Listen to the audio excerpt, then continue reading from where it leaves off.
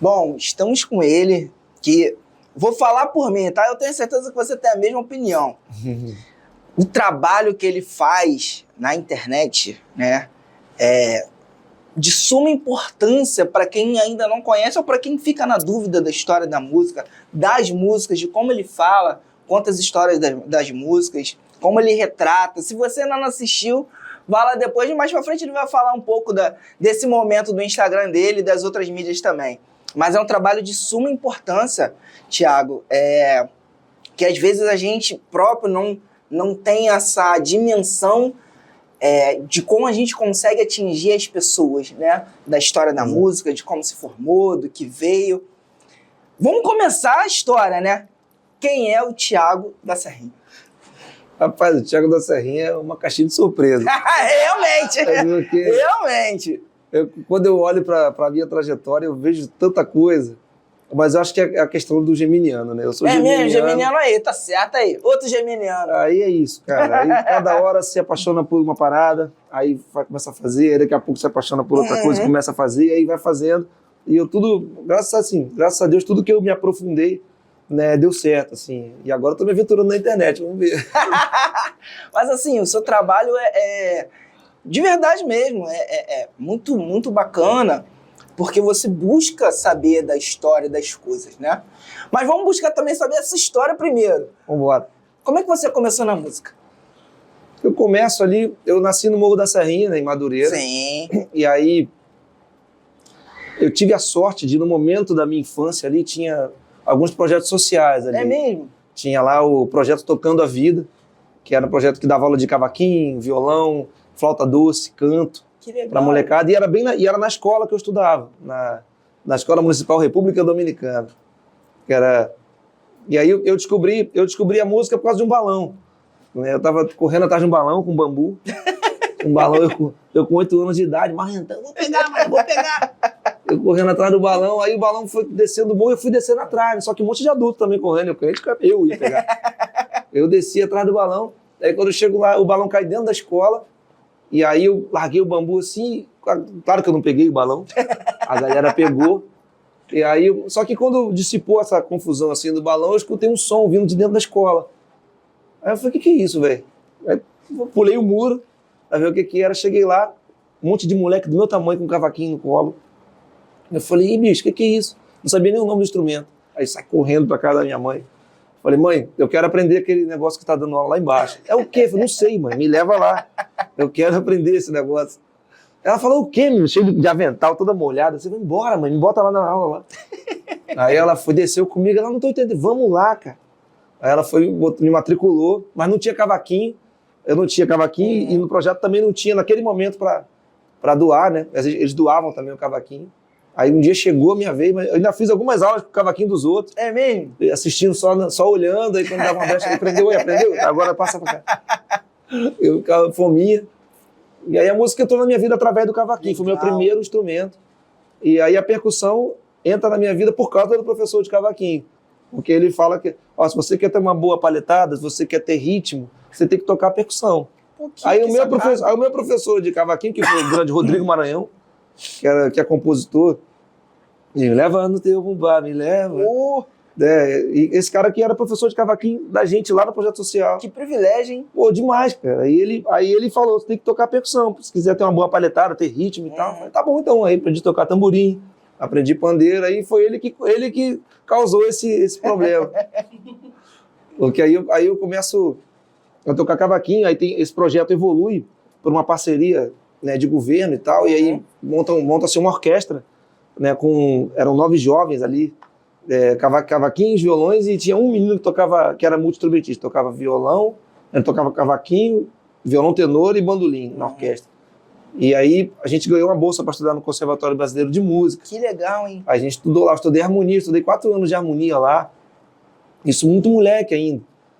Só que aí o projeto acaba, e aí a gente... agora? E aí?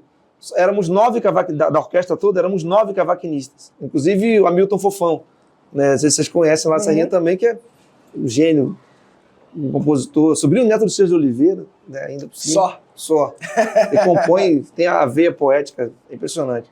E a gente ali, éramos 9 cavaquinistas, pô, faz o quê agora?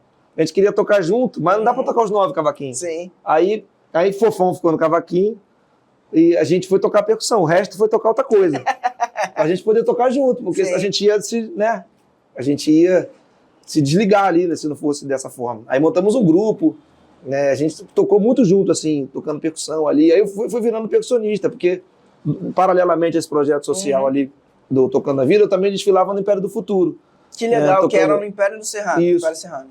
Que aí era o Pretinho, que era o diretor de bateria. Né? Caramba, tu começou fraco, né?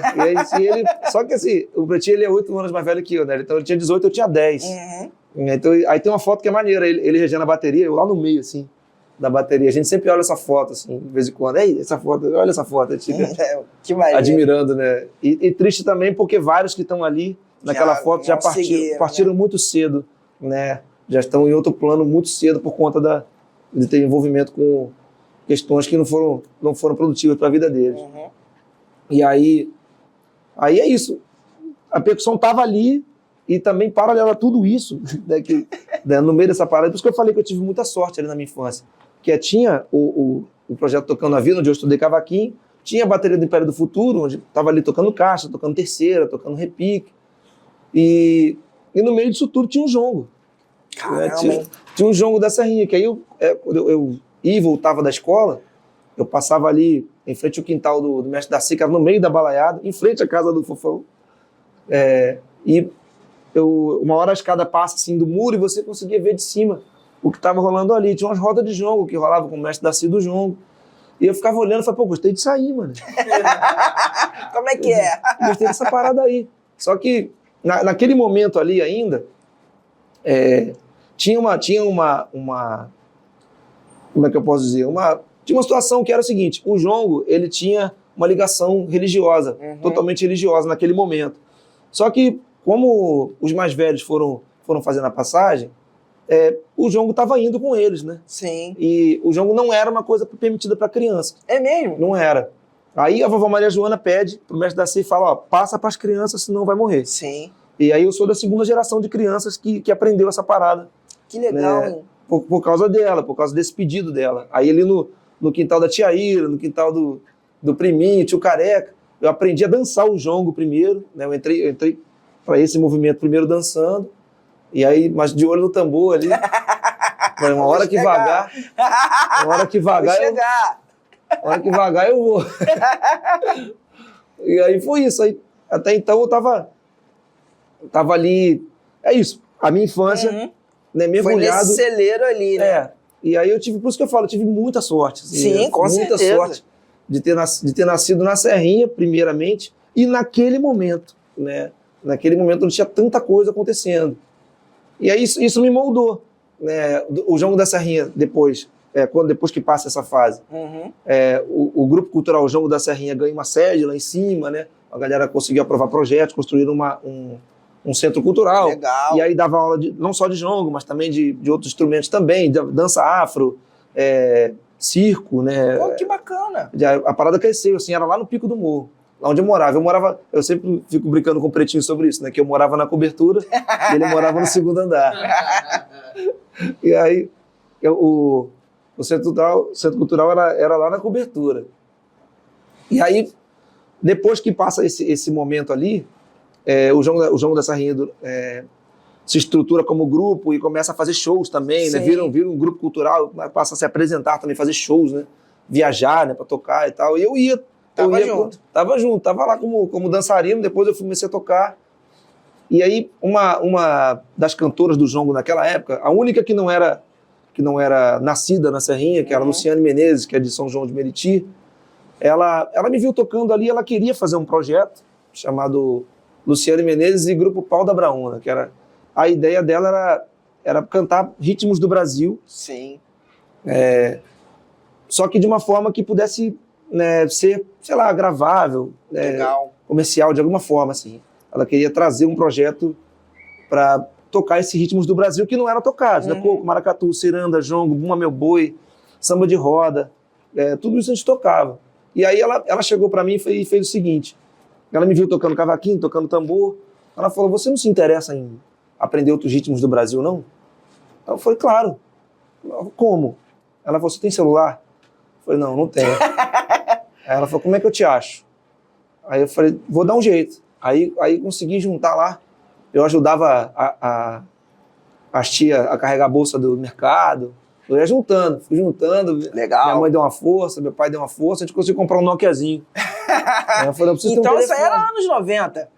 Era o começo de 2000. No começo de 2000. 2000, 2001, assim. Aí eu comprei um Nokiazinho e fiquei esperando ela. Ela ligou. Ela falou, então, ó, vai vir um mestre de tambor de crioula, lá do Maranhão, chamado Mestre Xavier. Ele vai dar 3 dias de oficina na Fundição Progresso.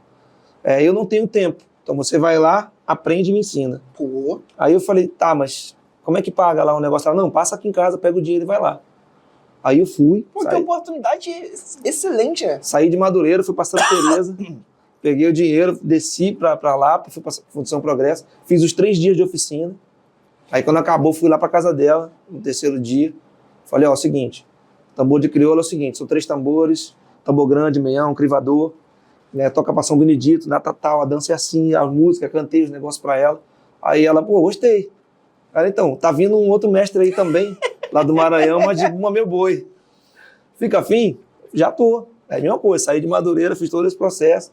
Aí fiz os 3 dias de oficina com o seu César Nascimento. Aí aprendi o boi de pindaré, o pandeirão, tocar os instrumentos do Bumba Meu Boi. E aí eu fui aprendendo percussão por gênero. Né? O meu diferencial na percussão brasileira é mais por isso, porque eu fui aprendendo as coisas por gênero. Então, quando fala de maracatu, estamos falando de maracatu de baque virado. Aí tem lá o faia, tem a caixa, o gongue, né? E aí tem os sotaques, né? Cada nação tem um sotaque. Tá? E tudo isso foi um momento ali com ela. Ela, mesma coisa, veio o mestre Chacon Viana do Maracatu, Porto Rico. Aí ela falou, fica afim de ir lá? Fui lá também. Aí estudei lá com ele, aprendi as paradas lá, o Ian, Biancó, que são as viradas que tem lá, o encontro das alfaias e tal. Eu também levei para ela. E ela estava meio que me moldando para montar esse projeto. Que legal. E aí, quando montou esse projeto, a gente meio que inaugurou o Rio Cenário, né? Tocando... Era uma noite... A gente fazia os sábados lá. Era uma noite maravilhosa, assim. Aí a gente tocava, éramos 9 na banda e tinha um casal de dançarinos. Um deles hoje é o Pai Dário, né? O grande Pai Dário. Uhum. Era dançarino nesse projeto lá. E tinha sempre uma menina também. Ou era a Mônica, ou era a Suzana. E o Dário também revezava com o Rodrigo. Eram dois casais de dançarinos que ensinavam. Enquanto a gente estava tocando Bumba Meu Boi, eles estavam ensinando a dançar o Bumba Meu Boi para a plateia. Legal, que aí era muito maneiro, cara. A gente tocando lá. E ele ensinando a galera a dançar.